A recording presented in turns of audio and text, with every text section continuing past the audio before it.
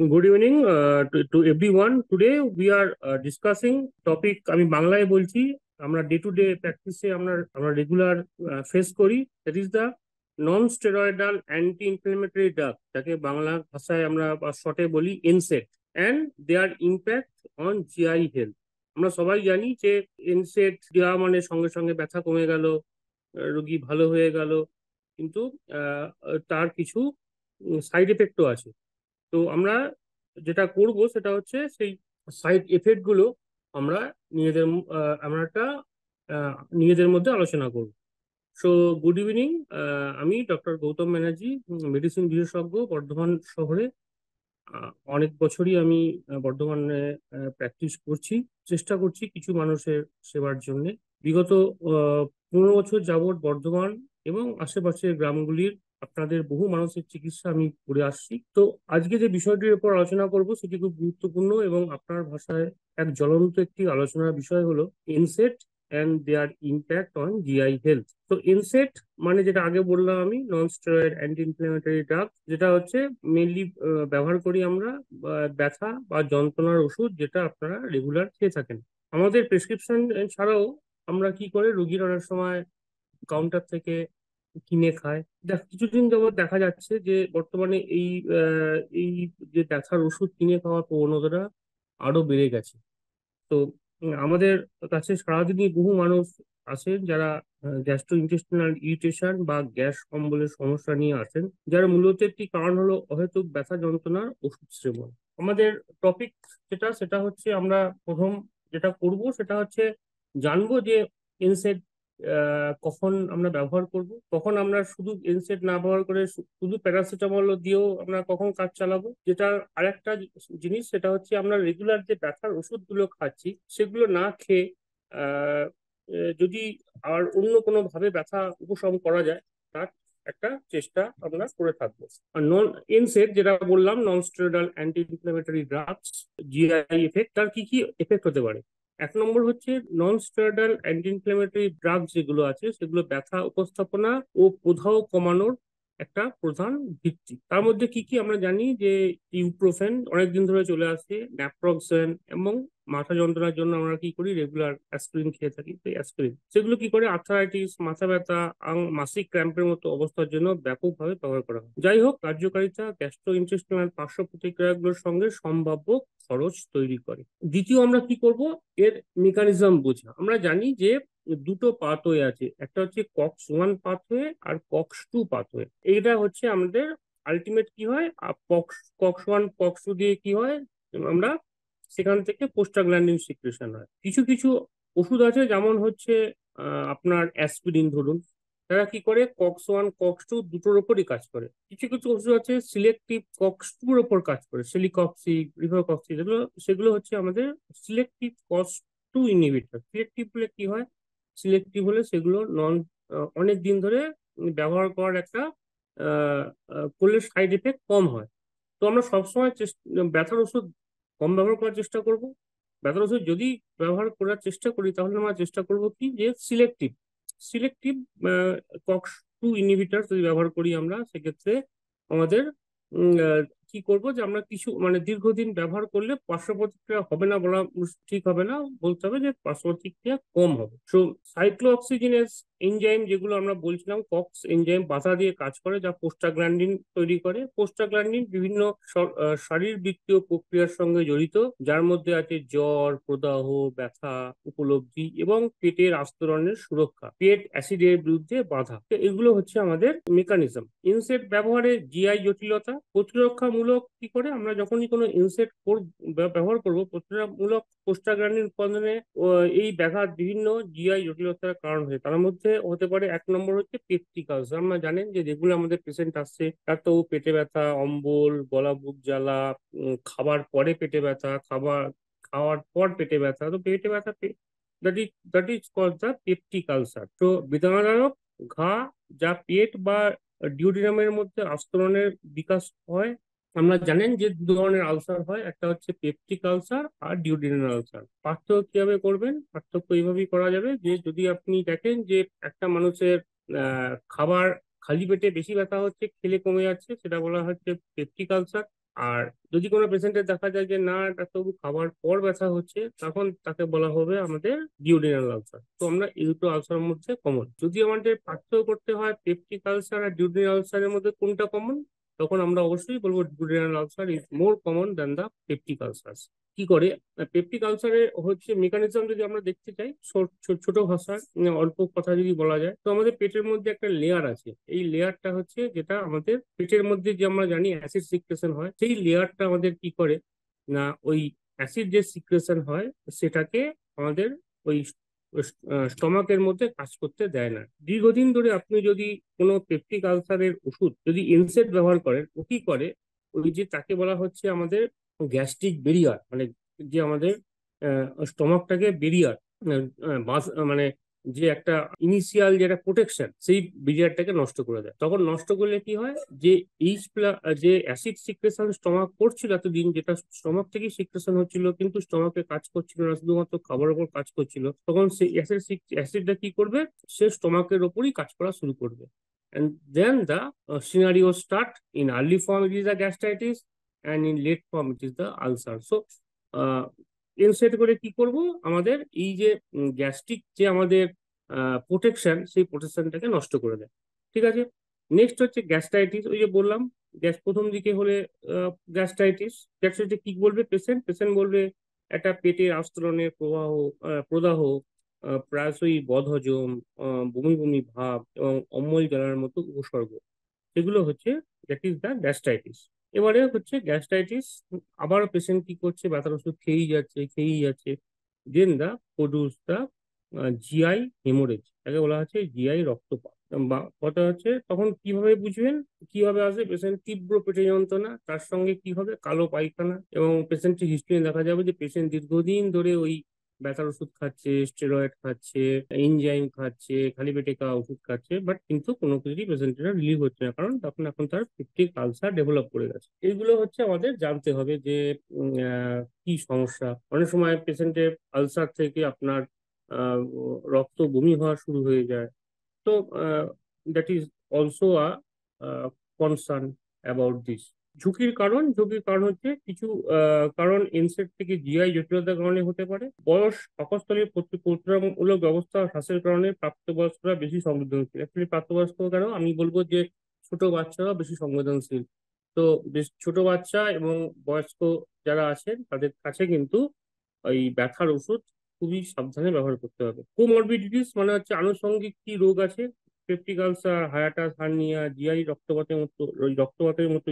রক্তপাতের ইতিহাসের মতো অন্তর্নিহিত চিকিৎসা পরিস্থিতি উল্লেখযোগ্যভাবে ঝুঁকি আমাদের বাড়িয়ে দেয়।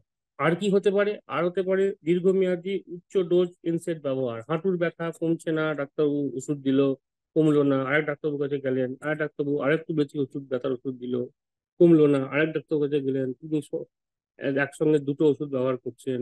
সো যখন পেশেন্ট বললো ডাক্তার ও না হাঁটুর যন্ত্রণা একটু কমেছে, কিন্তু দেখা গেল যে হাঁটুর যন্ত্রণা কমাতে গিয়ে কি হলো, তার আলসারটা বেড়ে গেল। তাহলে দীর্ঘদিন ধরে যদি দুটো বা তিনটে ব্যথার ওষুধ একসঙ্গে খাওয়া হয়, তাহলে কিন্তু একটা ঝুঁকি থেকেই যায়। সমসাময়িক ওষুধ, কিছু ওষুধের সঙ্গে ইনসেট একত্রিত করা, যেমন কর্টিকোস্টেরয়েড বা অ্যান্টিকোয়াগুলেন্ট, ওই যে বললাম অ্যাসপিরিন জাতীয় ওষুধ বা অ্যাসপিরিন, কখনো কিন্তু খালি পেটে খাওয়া উচিত নয়। অলওয়েজ আমরা প্রেফার করি যে খাবার পর আমরা অ্যাসপিরিন খাবেন, যাতে আমাদের গ্যাস্ট্রিক বিয়ারটা নষ্ট না করে। স্টেরয়েড তো আমি আগেই বললাম, দীর্ঘদিন ধরে স্টেরয়েড খেলে কি হবে, সেগুলো রক্তপাতের ঝুঁকি আরো বাড়িয়ে দেয়। এনসেড দিয়ে জিআই ঝুঁকি কমানো, বেশ কিছু কৌশল ইনসেটের সঙ্গে জিআই ঝুঁকি কমাতে সহায়তা করে। সর্বনিম্ন কার্যকর ইনসেট মানে কি হচ্ছে, কি করব আমরা, ওই যে বললাম প্রথম আমরা দেবো প্যারাসিটামল ট্যাবলেট 1 গ্রাম, তাতে যদি ব্যথা কমে ভালো, তারপর আমরা কি করব একটু প্যারাসিটামলের সঙ্গে একটু ধরুন আমরা একটু আরেকটু উঠলাম, যেমন হচ্ছে আপনার অ্যাসিক্লোফেনাক যদি একটু লো ডোজে দেওয়া যায়। হুম। তো এইভাবে আমরা দেখব। বা ওই যে বললাম সিলেক্টিভ কক্স টু ইনহিবিটার, সেলিকপটিভ, ইটোরোকক্সিড, এইগুলো যেগুলো জিআই ঝুঁকি কমায়, সেগুলো আমরা ব্যবহার করতে পারি। তাতে কিন্তু আমাদের জিআই ডোজে এনসেডের কমে যায়। 2 নম্বর হচ্ছে খাবারের সঙ্গে গ্রহণ করা। জানেন খাবারের সঙ্গে গ্রহণ করলে কি হবে না, ও গিয়ে আপনার যে গ্যাস্ট্রিক ব্লিড নষ্ট করেছিল সেটা নষ্ট করতে পারবে না। তাহলে বিকল্প ওষুধ বিবেচনা করা, বিকল্প ওষুধ যেগুলো আপনি বিবেচনা করতে পারবেন, বিকল্প ওষুধ সেগুলো বিবেচনা করা যেতে পারে।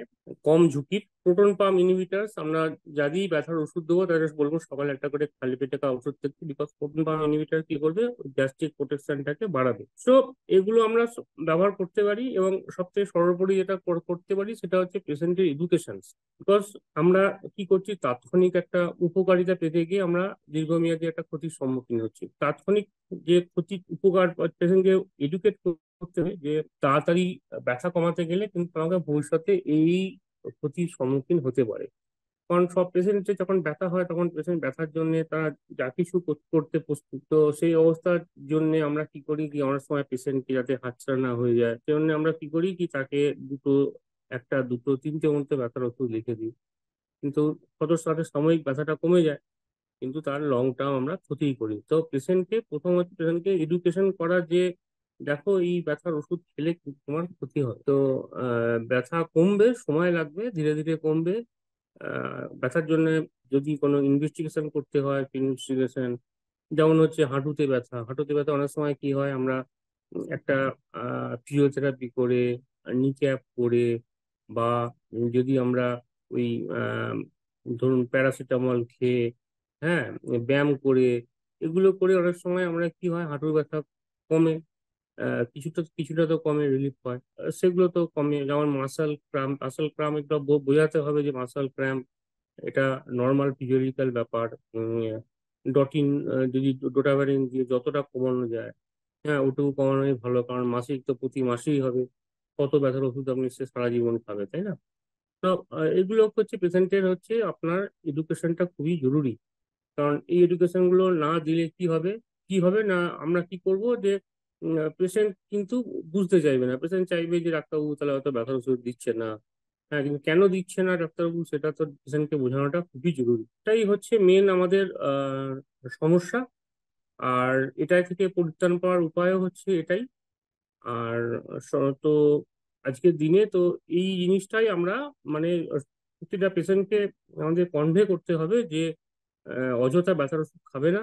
ব্যথার ওষুধ এর কি কি হতে পারে, এবং পেপটিক আলসার বা ডিউডেনাল আলসার হলে অবশ্যই উম, যদি নর্মাল ওষুধে কাজ না হয়, আমরা একটা এন্ডোস্কোপি অবশ্যই আমরা করে নেব, দেখে নেবো যে পেটের স্টমাকের অবস্থাটা কি অবস্থা বর্তমানে। তো এগুলো আমাদের কিন্তু খুবই একটা জরুরি কাজের মধ্যেই পড়ে। নাও এবার শেষে হচ্ছে সমস্ত আজকে যে ডিসকাশন হলো তার একটা উপসংহার, তা হলো ইনসেড হলো ব্যথা ব্যবস্থাপনা এবং প্রদাহের জন্য একটা মূল্যবান ওষুধ। তাদের গুরুত্বপূর্ণ ভূমিকা সত্ত্বেও তাদের সম্ভাব্য জিআই পার্শ্ব প্রতিক্রিয়া সম্পর্কে সচেতনতা অপরিহার্য। একজন স্বাস্থ্যসেবা পেশাদারের সঙ্গে পরামর্শ করে আপনাকে জিআই ঝুঁকি কমিয়ে ব্যথা পরিচালনার সর্বোত্তম পদ্ধতি নির্ণয়ন করতে সহায়তা করতে পারে। তো সেটাই আমি আপনাকে এতদিন ধরে বললাম যে প্রথমে আপনি অবশ্যই একটা খালি পেটে খাওয়া ওষুধ, একটা যেগুলো বাজারে চট জলদি যেগুলো চলে, যেমন হচ্ছে মিউকেন জেল বা এই জাতীয় একটা অ্যান্টাসিড, আমরা ট্রাই করে কিছুদিন দেখবো। দেখা যায় কিছু ম্যাক্সিমাম পেশেন্টের ক্ষেত্রে আর এনসেড বন্ধ করে কিছুদিন দেখবো, যদি দেখা যায় যে কমে যায় খুব ভালো, যদি না কমে সেক্ষেত্রে কিন্তু অবশ্যই আপনাকে স্পেশালিস্ট ডাক্তারের বাবুর সঙ্গে পরামর্শ নিতে হবে, এবং আপনাকে একটা পারলে একটা এন্ডোস্কোপি করে দেখে নিতে হবে যে আমাদের যে ব্যথার ওষুধ থেকে যে আমাদের যে ঘা বা ইনফেকশন হয়েছে তা কতদূর পর্যন্ত তার বিস্তৃত হয়েছে। কারণ ছোট কিছু হলে তো অবশ্যই কমে যেত, বড় কিছু আছে নিশ্চয়ই কমেনি না, সেজন্যই কমছে না, তো সেটা আমাদের অবশ্যই দেখে নিতে হবে। আর সর্বোপরি এটা মূল সমস্যা আবারও বলছি, সেটা হচ্ছে পেশেন্টকে ব্যথার ওষুধ, ব্যথা নিয়ে এলে তাকে প্রথমেই বোঝাতে হবে যে ব্যথা আছে, ব্যথা কমবে, ব্যথা পেশেন্টকে এটাও বোঝাতে হবে যে সারা জীবন আপনাকে এই ব্যথা নিয়েই হয়তো চলতে হতে পারে। আর্থ্রাইটিসের ব্যথা, বয়সজনিত ব্যথা কি করে কমবে, আর বয়সজনিত রোগ তো কোনোভাবেই কমবে না। তো পেশেন্টকে ওটাই বোঝাতে হবে যে তোমার ব্যথা, এই ব্যথা তোমাকে নিয়েই চলতে হবে। তো পেশেন্টকে এডুকেশনটাও কিন্তু খুবই গুরুত্বপূর্ণ একটা ব্যাপার। তো এগুলি আজকে টপিকস আমরা আলোচনা করলাম। আহ, আহ, এর উম, আজকের দিনে যে আমরা ওষুধ ওষুধ যেগুলো ব্যবহার করি। আর অবশ্যই যেটা দরকার সেটা হচ্ছে ওষুধের দোকান যারা আছে তাদেরকেও কিন্তু একটু সচেতন ভাবে করতে হবে, কারণ পেশেন্টের স্বাস্থ্য আগে জরুরি। ডাক্তারের কাছে ব্যথা কমলো না বলে কি করে আমরা ওই দামি দামি ব্যথার ওষুধ দোকান থেকে কিনে ফেলি। ওষুধের দোকানদার তাদেরও কিছু ভূমিকা আছে, তাদেরকেও কিন্তু এডুকেটেড করতে হবে। তোমরা কিন্তু এইভাবে ব্যথার ওষুধ ব্যবহার করবে না। কারণ আমরা যদিও বা ডাক্তাররা হিস্ট্রি নিয়ে একটা যে পেটে তোমার আগে কোনো আলসার আছে কিনা বা গ্যাস্ট্রিক আছে কিনা, তারা তো কোনো হিস্ট্রি নেয় না, দোকান থেকে ওষুধ টাকা দিয়ে কিনে নিয়ে চলে যায়। তাদের ক্ষেত্রে কিন্তু কোনো কোনো ক্ষেত্রে আমার নিজের দেখা রোগী কিন্তু ওই ওষুধ খেয়ে বেশ খারাপই হয়ে গেছে। তো দয়া করে সবাই এই জিনিসগুলি মেনে চলুন।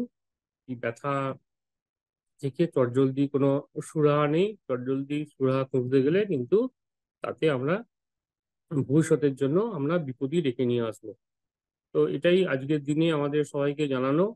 এবং আম, যেটা আরেকটা জিনিস যেটা না বললেই নয়, সেটা হচ্ছে যে এই ব্যথার ওষুধ খাওয়ার প্রবণতা গ্রামের দিকে যথেষ্ট বেশি। গ্রামের দিকে এই জিনিসটা আরো মারাত্মক আকার ধারণ করেছে। তো গ্রামের দিকে এডুকেশনটা আরো বেশিভাবে পৌঁছে দেওয়াটা খুবই জরুরি। কারণ শহরের মানুষ সচেতন, অতটা তারা সহজে ব্যথার ওষুধ খেতে চায় না।